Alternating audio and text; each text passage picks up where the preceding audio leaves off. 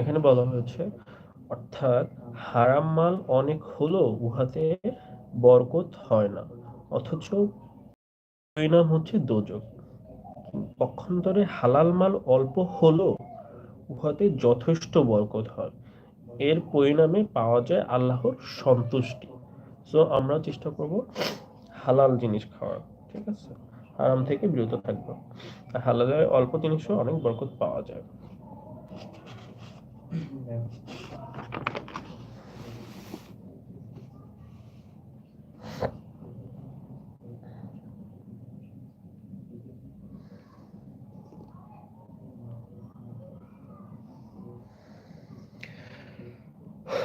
আর হে জাতি, আমার বিরুদ্ধচারণ তোমাদেরকে যেন অপরাধী না করে। তোমাদের উপর নূহের বা হুদের বা সালেহের কওমের মতো বিপদ আসতে পারে, আর লতের কওম তো তোমাদের থেকে দূরে নয়।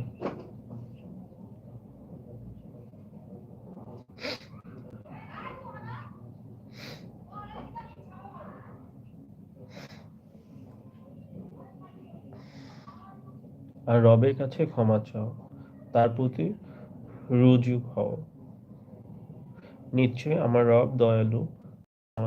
তারা বলল, হে শুআয়ব, তোমার অধিকাংশ কথাই আমার বোধগম্য নয়। তোমাকে দুর্বল দেখছি। পরিজনবর্গ না থাকলে তোমাকে আমরা পাথর মারতাম। তুমি শক্তিশালী নও। বলল, হে জাতি, আল্লাহর চেয়ে পরিজনই কি তোমাদের কাছে মর্যাদাবান?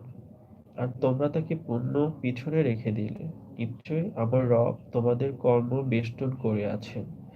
হে আমার জাতি, স্ব স্ব স্থান থেকে কাজ করো, আমিও করি। শিগগিরই তোমরা জানতে পারবে কার উপর অপমানকর শাস্তি হয় আর কে মিথ্যাবাদী। আর তোমরা অপেক্ষা করতে থাকো, আমিও তোমাদের সঙ্গে প্রতীক্ষায় আছি। আর যখন আমার আদেশ এসে পড়ল, তখন শুআয়ব ও তার সঙ্গে যারা ঈমান এনেছে তাদেরকে সকরুণায় মুক্তি দিলাম। জালিমদেরকে বিকট ধ্বনি পাকড়াও করল। তারা স্বগৃহে উপড়ে হয়ে পড়ে রইল, যেন ওতে তারা কখনো ছিল না।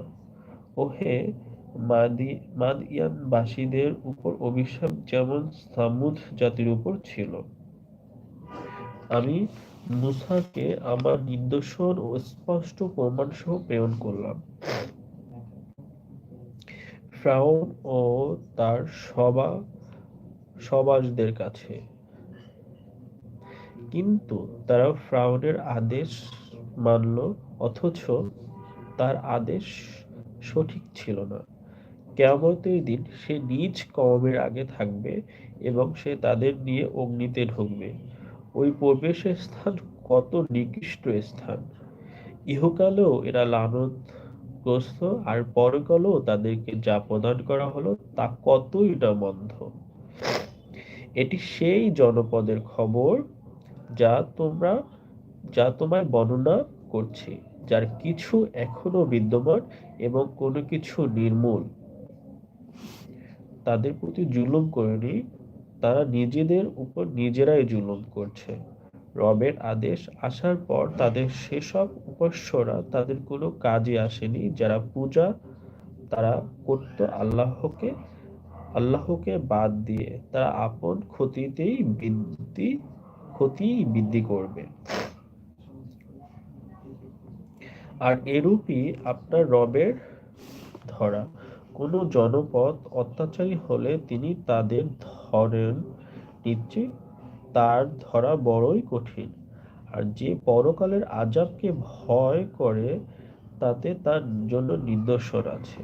এটা সে দিন এটা সেদিন যেদিনে মানুষকে একত্রিত করা হবে, আর সেদিন সকলের উপস্থিতির দিন। আর আমি ওকে বিলম্বিত করছি নির্দিষ্ট সময়ের জন্যই। ওই দিন আসলে কেউই তার অনুমতি ছাড়া কথা বলবে না। তাদের মধ্যে কেউ হতভাগা আর কেউ ভাগ্যবান।